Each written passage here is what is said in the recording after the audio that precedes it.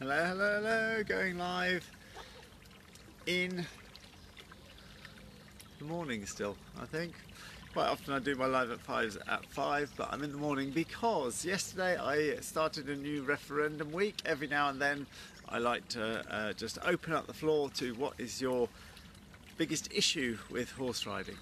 So I was quite glad that not all of the issues that were big were necessarily problems. Sometimes your big issue is how well you're doing, how well your horse is doing, or anything like that. So that was quite nice to see that it was a fair smattering of problems and victories. So I'm really pleased about that.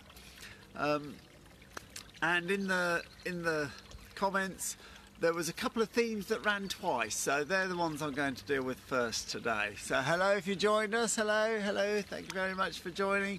This is the response to the referendum. So one of the recurring things through the comments was people realising that maybe the horse and changing your horse might change your confidence because you've got a spookier horse, and things you used to be confident at, you suddenly think you're not confident at, and that in itself will affect your confidence in yourself as a horse rider or a horse person.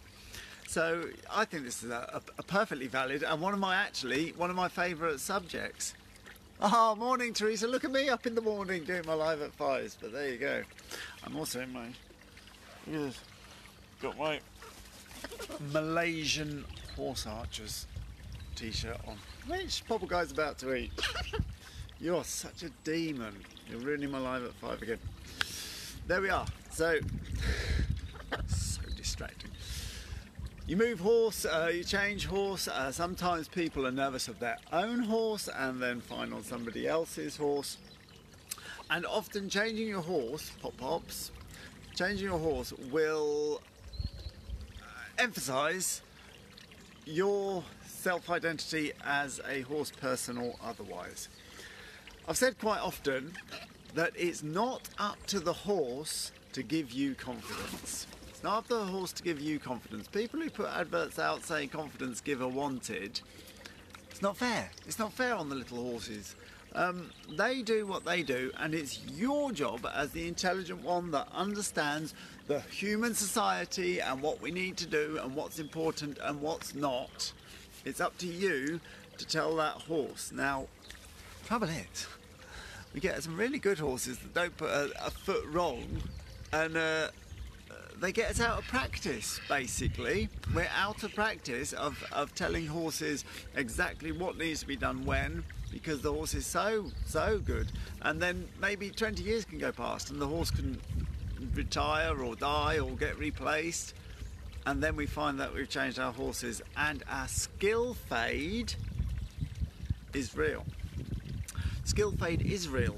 Riding horses is not like riding a bicycle. It's not that you get straight back on and you carry on. It requires topping up your skills, practicing your abilities of dealing with your own anxiety, being able to fake confidence when you need to fake it, how to lead strongly when you need to lead it, how to read a horse, how to plan your lesson sizes without giving into your anxiety. And a lot of the time people get on the horse, feel anxious, and then say, right, what are we going to do? Well, excuse me. Well, if you're already feeling anxious, the different parts of your brain that deal with fear, flight and fight response, and the intelligent part of your brain, the intellectual part, are on a seesaw. So when one's up, one's down. This is quite clearly easy to see when you're in a blind panic. When you're in a blind panic, and your primitive brain is right at the fore and you're having a panic and it's time to fight or flee, and your mouth goes dry and your stomach churns and you start to tremble. When you're in a blind panic, do you make good or bad decisions? terrible decisions, because your intellectual is suppressed. So when one goes up, the other one is suppressed. And the other way as well, when you've got a job that you have to do and there's absolutely no way round it, and I like to use the analogy of riding across a roundabout, then your primitive brain that doesn't want to do it is suppressed. Even if you don't like the roundabout, even if you've got adrenaline going, you might even drive across the roundabout going, I hate this roundabout, but you're utterly confident that you can do it because you did the last 3 and you're going to do the next 6 as you go to see your mum. So there we go.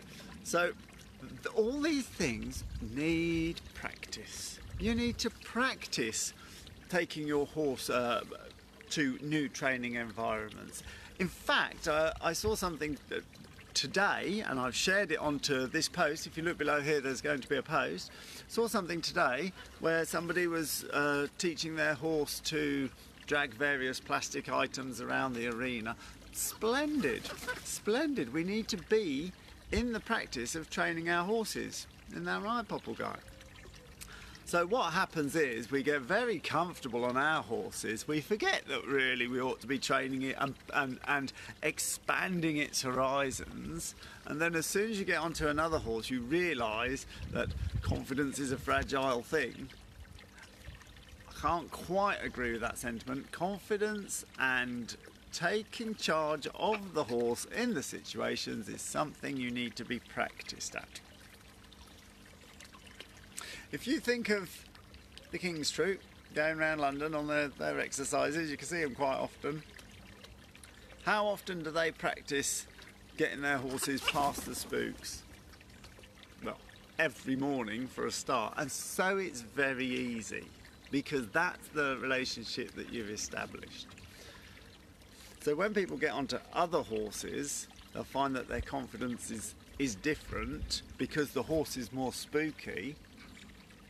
Yes, the horse is more spooky is one part of the equation, and the other part of the equation is we haven't been spending our time expanding our good horses' horizons and practicing to deal with spooks because we didn't need to.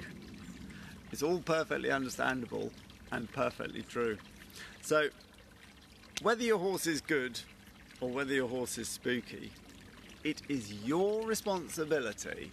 You are the leader. Don't go looking for adverts for confidence givers wanted. It's not the horse's job to give you confidence. It's your job to give the horse confidence, and in that process, grow your confidence yourself.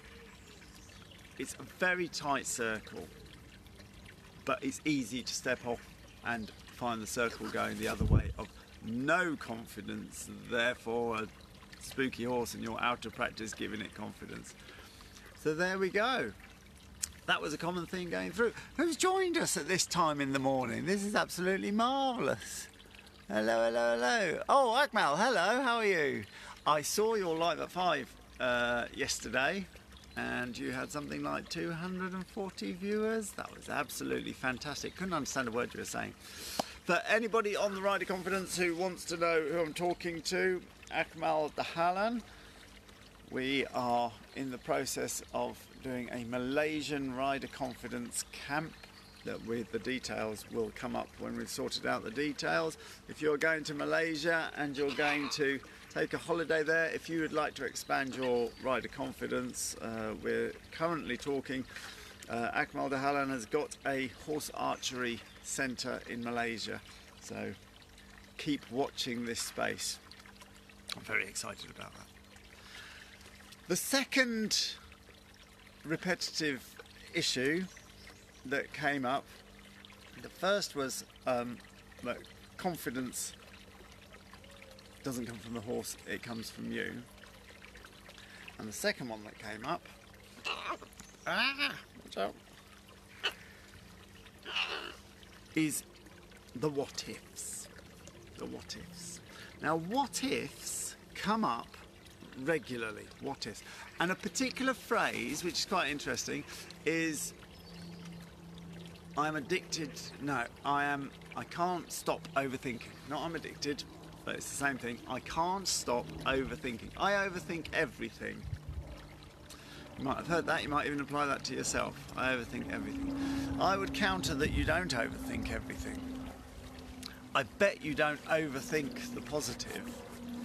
I bet you don't overthink the things you could do, the places you could go, the things you could show your horse, the things you could achieve, the people you could meet, the events you could enter, the trophies you could win, the places you can go, the help you can give people, the activities that you can do.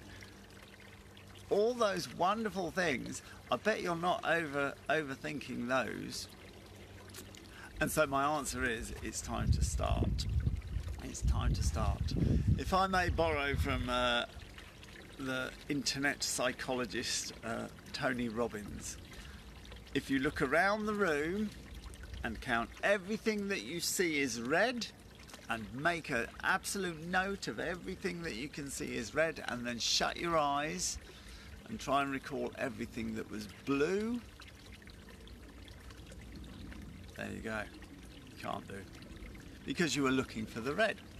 Now you open your eyes, you look around the room, and you look for everything that is blue, and you're certain that you're not going to be fooled this time, and you're going to include everything that's sky blue to dark blue to possibly a purpley blue. We'll include those as well. Try and make sure that you get your quota of blue things.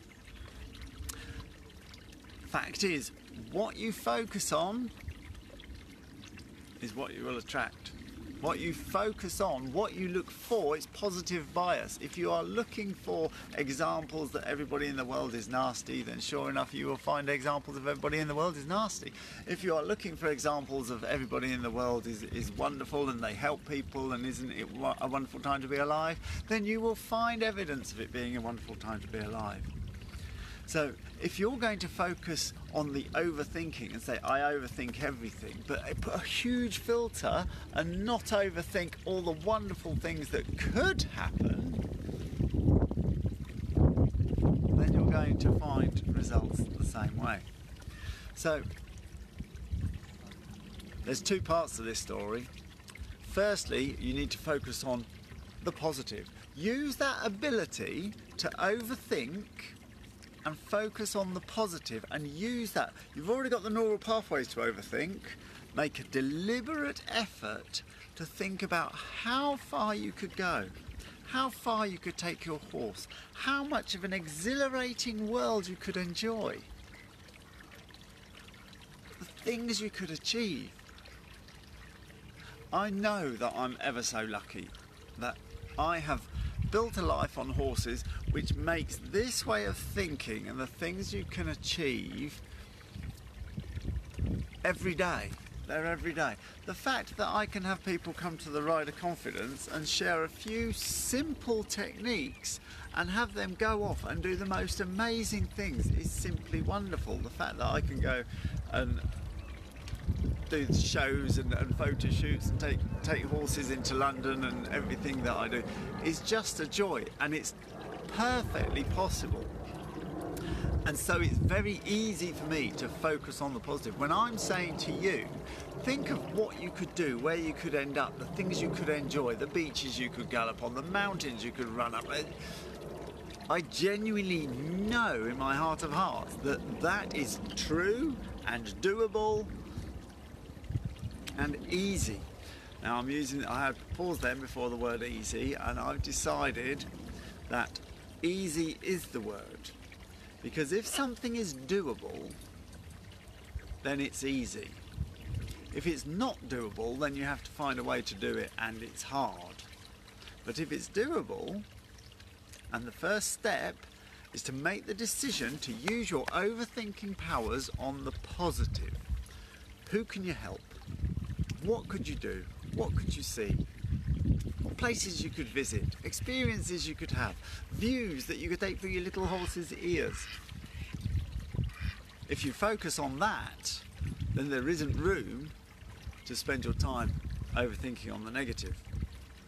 But the second part to this is we don't want to be going off in blind optimism. We don't want to be going off going everything's all right and we haven't prepared for what if we fall, what if it rears, what if.